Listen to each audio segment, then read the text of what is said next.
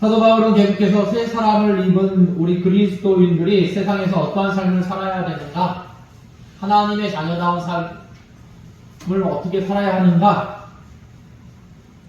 계속해서 교훈하고 있습니다. 그리스도로 옷 입은 만큼 삶의 현장에서 그 성품이 나타나야 합니다. 이 첫 번째로 거짓을 버리라고 지난 시간에 우리가 말씀을 나눴습니다. 먼저 그리스도인은 거짓을 미워해야만 합니다. 거짓은 마귀의 특징이기 때문입니다. 예수님은 마귀를 가리켜 거짓의 아비라고 칭하기도 했습니다. 모든 거짓은 마귀로부터 말미암기 때문입니다. 거짓은 우리를 마귀의 종이 되도록 얽매이는 수단입니다.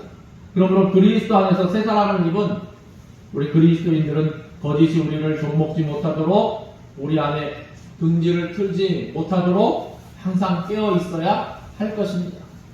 오늘은 두 번째로 분을 내는 것에 대해서 교훈해주고 있습니다.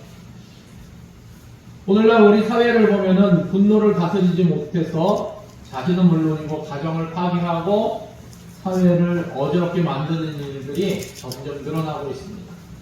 10여 년 전에 어느 신문에서 20대에서 80대 이 평범한 시민들을 상대로 지금 현실에 만족하고 있는가 설문조사를 했습니다.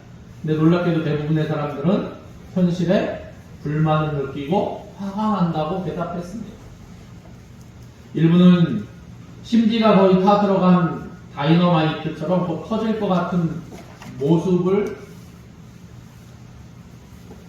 모습으로 자신을 표현하기도 하였고, 또 한국 사람들은 지금 이 화병에 걸려 있다는 이야기들을 했습니다. 우리 한국 사회에만 있는 병명 중에 하나가 화병입니다. 서양에는 없는데 아마 비슷하게 표현하자면 스트레스일 것입니다. 근데 스트레스도 긍정적 스트레스, 부정적, 그러니까 파시브, 네거티브 스트레스가 있습니다. 그런데 우리 사회에서는 이 화병이라는 독특한 그러한 것으로 옛부터 어른들이 참고 썩고 그리고 문드러지고 병이 나는 것으로 우리가 그게 미덕인 것처럼 살아왔습니다. 잔뜩 분을 품고 누군가 건드리기만 하면 그 시대가 지나니까 이제는 금방 폭발할 지경에 놓이게 된 것입니다. 문제는 이러한 분노가 2차적인 범죄의 원인이 되기도 한다는 사실입니다. 신문의 인터뷰에서 식당에서 아르바이트하는 학교를 다닌 어느 대학생은 자기 또래 부유한 학생들이 와서 음식 투정을 하면은 죽이고 싶은 충동까지도 느낀다고 이렇게 고백하였다고 합니다. 너나 할 것 없이 우리 모두가 그 어느 때보다 분노를 잘 다스려야 할 때입니다. 왜 우리는 분노하게 됩니까? 오늘 말씀에서 이 두 가지 이유를 우리에게 설명해 주고 있습니다. 첫째는 내 안의 질투와 시기심 때문입니다. 창세기 4장에 보면 하나님이 동생 아벨의 제물만 받으시자 형 가인은 동생을 시기 질투합니다. 분노합니다. 결국 동생 아벨을 죽입니다. 시기와 질투가 분노를 만들어내고 급기야 살인까지 저지르는 최초의 사건이 바로 가인이 아벨을 죽인 사건입니다. 고대 그리스에 전해오는 이야기가 있습니다. 몸이 빠른 한 육상선수가 2등으로 들어왔습니다. 그는 죽을 고생 끝에 결승에 섰는데 군중은 그가 아닌 단지 1등으로 들어온 우승자에게만 환호를 보냈습니다. 승자를 위해 축사가 진행되는 동안 그는 다른 이 등의 선수들과 함께 서 있어야만 했습니다. 시내를 걸어 집에 돌아가는 그의 귀에는 승자의 이름밖에 들리지 않았습니다. 며칠 후에 시내 한복판에는 이 1등을 한 우승자의 이 거대한 동상이 세워졌습니다. 이등 선수는 평생 하루하루 그 동상을 볼 때마다 자신이 패자임을 확인해야만 했습니다. 시기와 질투가 그의 영혼을 점차 장악하고 결국에는 그는 아무 일도 할 수 없는 그러한 지경에 이르게 되었습니다. 결국 그는 밤마다 몰래 그 동상을 찾아가서 기초부터 조금씩 끈을 이용해서 파내기 시작했습니다. 밤마다 거대한 대리석상이 조금씩 약해졌습니다. 그러던 어느 날 생각지 못한 일이 발생하고 말았습니다. 그가 석상을 한 조각 더 파내자 그 육중한 선수 동상이 큰 소리로 갈라지면서 앞으로 쓰러지고 만 것입니다. 거대한 대리석 석상이 끝을 든 작은 사람을 덮쳤습니다. 결국 그는 즉사했습니다. 그렇습니다. 시기심으로 인한 분노는 결국 자신을 해치는 것입니다. 시편 37편 8절에 보니까 분을 그치고 노를 버리라 불평하여 말라 행하게 치우칠 뿐이라 말씀하고 있습니다. 그러므로 우리 그리스도인들은 먼저 우리 안에 시기와 질투가 자리 잡는 것을 조심해야만 합니다. 상대방이 잘할 때 축하할지 아니면 시기하고 질투할지 그 선택은 우리 자신이 하는 것입니다. 상대적인 박탈감 대신에 하나님께서 베풀어 주신 풍성한 은혜를 기억하면서 감사하는 하나님의 사람으로 살아갈 것인지 그렇지 않을 것은 우리에게 달려있다는 것입니다. 질투 대신 사랑, 그리고 불평 대신 감사를, 그리고 분노 대신 평안을 선택하는 성도들이 될 수 있기를 바랍니다. 두 번째로 우리가 분을 내는 이유는 의분 때문입니다. 어떤 의미로는 분을 내는 것이 꼭 필요하기도 합니다. 만약 여러분이 불의를 행하는 것을 보고도 마음의 분노가 일지 않는다면 아마 그 불의에 동참하는 자이거나 아니면 화인 맞은 양심을 가진 자일 것입니다. 그러므로 우리 그리스도인들에게 있어서 죄악을 향한 분노는 당연하다고 볼 수 있을 것입니다. 예수님도 의로운 분노를 바라시지 않으셨습니까? 그런데 그렇다 하더라도 이 분노 조심해야 한다는 것입니다. 그 이유는 바울은 오늘 이렇게 말씀하고 있습니다. 분을 내어도 죄를 짓지 말며 해가 지도록 분을 품지 말고. 희귀 질투 때문에 일어나는 분노만 죄를 짓게 하는 것이 아닙니다. 의분도 죄를 짓게 할 수 있다는 것입니다. 의로운 분노. 그래서 바울은 분을 내어도 죄를 짓지 말라고 가르칩니다. 분을 낼 수 있는데 또는 내는 것이 당연한데 그렇다 하더라도 그 분으로 인해 또 다른 죄를 짓지 않도록 조심하라는 것입니다. 사실 하나님의 사람들이 공의의 마음으로 분을 냈다가 결국 더 큰 죄를 짓고 많은 실패를 경험할 때가 많이 있습니다. 문제 해결을 위해 시작한 분노가 더 큰 문제를 일으키고 많은 경우들이 종종 발생한다는 것입니다. 그 이유는 죄가 되기까지 분노했기 때문입니다. 제대로 다스리지 못했기 때문입니다. 덕을 세우는데 실패했기 때문입니다. 시작하는 것은 공의였지만 결국에는 다른 사람을 정죄하는 마음, 다른 사람을 비난하는 마음, 다른 사람을 해코자 하는 마음, 이게 지나쳐 스스로 죄 가운데 빠져버리고 마는 것입니다. 전도서 기자는 지나치게 의인이 되지도 말며 지나치게 지혜자도 되지 말라. 어찌하여 스스로 패망하게 하겠느냐. 우리에게 교훈하고 있습니다. 이 말씀은 스스로 교만하여 의로운 채 하지 말고 하나님의 위치에 올라가려 하지 말라는 교훈입니다. 그래서 바울은 오늘 우리에게 제시하는 것이 해가 지도록 분을 품지 말라 입니다. 이 말씀은 참으로 신기한 말씀입니다. 해가 진다는 것은 하루를 마무리하는 것을 뜻합니다. 단순히 시간적인 의미를 담고 있는 표현이 아닙니다.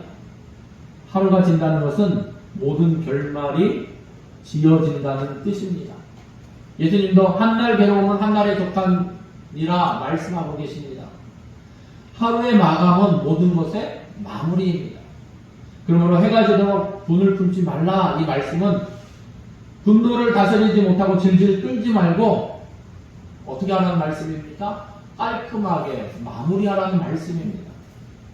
이 말씀은 고도의 절대적으로 분노에게 자신을 빼앗기지 말라는 의미입니다.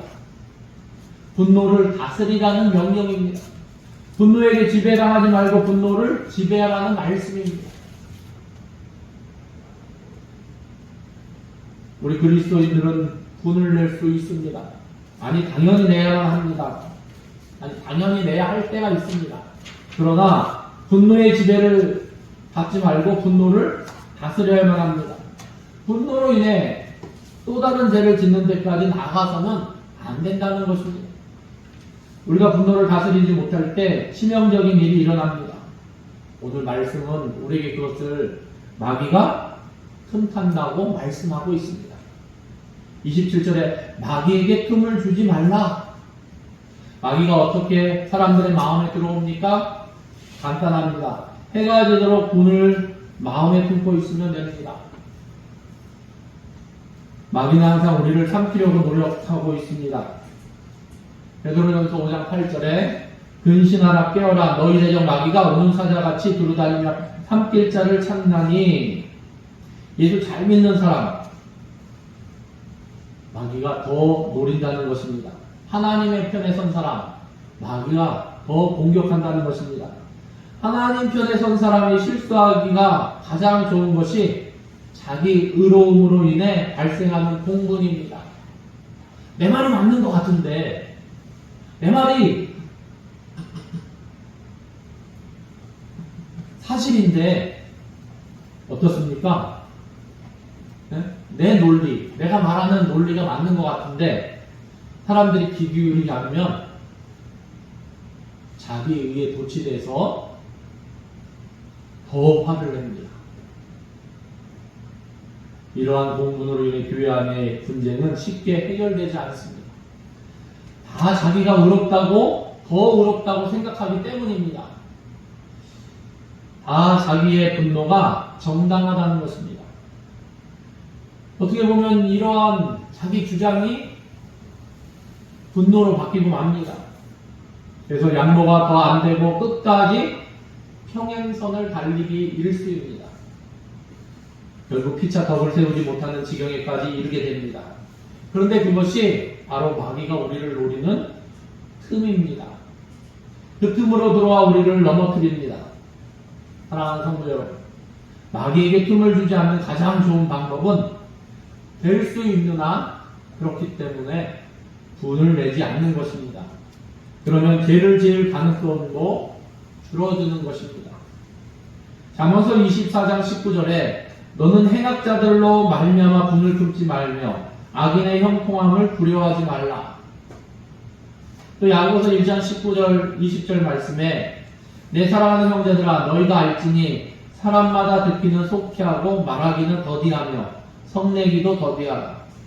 사람이 성내는 것이 하나님의 의를 이루지 못함이라 말씀하고 있습니다. 무슨 말입니까? 말하기를 더디하는 것은 되도록이면 생각하고 말을 하는 것입니다. 왜냐하면 우리가 쉽게 말할 때 너무나 쉽게 우리 속에 있는 감정이 섞인 말들이 튀어나옵니다. 좋은 감정이 섞여서 다른 사람을 격려하고 칭찬하는 말이 나오면 참 좋겠는데 우리는 아직 연습이 덜 돼서 어떻습니까? 다른 사람을 격려하고 칭찬하는 말보다 다른 사람을 무시하거나 아니면 다른 사람을 깎아내리는 말을 더 잘합니다. 그렇기 때문에 말하기를 더디하라고 말씀하고 있습니다. 분노의 감정을 그러므로 우리는 제거해달라고 기도해야 할 것입니다. 분노는 습관이 되는 경우가 많습니다. 이 분노의 감정을 제거해야 할 텐데 그게 사람의 힘으로는 안 됩니다. 오직 성령의 은혜로, 성령의 능력으로 가능합니다. 그러므로 간절하게 기도해야 합니다. 나를 분노하게 만드는 사람을 용서하기를 기도해야만 합니다. 해가 지기 전에 분을 풀 수 있도록 기도해야만 합니다. 분노를 다스릴 수 있도록 기도해야만 합니다. 그래야지 마귀가 틈을 얻지 못합니다. 우리의 마음을 하나님 앞에 묻기를 바랍니다. 하나님, 제 마음이 울그락불그락 막 욕도 하고 싶고 참을 수 없는 그러한 화가 났습니다. 어찌하면 좋겠습니까? 하나님 앞에 묻고 하나님은 어떻게 하시기를 원하십니까? 묻고 하나님의 인도함을 구할 때 우리가 진실로 그리스도인으로 새 사람을 입은 자로서 진실로 한 번 더 하나님의 인도함 가운데 우리의 이 분노를 떨쳐버릴 수 있는 것이고, 성령 하나님이 우리 가운데 함께 해주실 때 내 안에 평안을 주실 것이고, 그리고 언제나 어디서나 이 하나님의 영광을 나타낼 수 있고 교회의 덕을 세우는 성숙한 그리스도인으로 쓰임받을 수 있음을 우리가 기억하면서 주님 앞에 분을 내어도 우리가 참을 수 있는, 그리고 회를 넘기지 않는, 마귀에게 틈을 주지 않는 그러한 하나님의 사람 될 수 있기를 예수님의 이름으로 축원합니다. 기도하겠습니다. 사랑과 은혜가 많으신 하나님, 우리 마음에 이 넉넉한 주님이 우리와 함께 하시기 때문에 여호와로 말미암아 기뻐하며 여호와로 말미암아 즐거워할 수 있는 마음이 항상 충만할 수 있기를 원합니다. 예수님 때문에 내가 기뻐하고 예수님 때문에 내가 찬양하며 예수님 때문에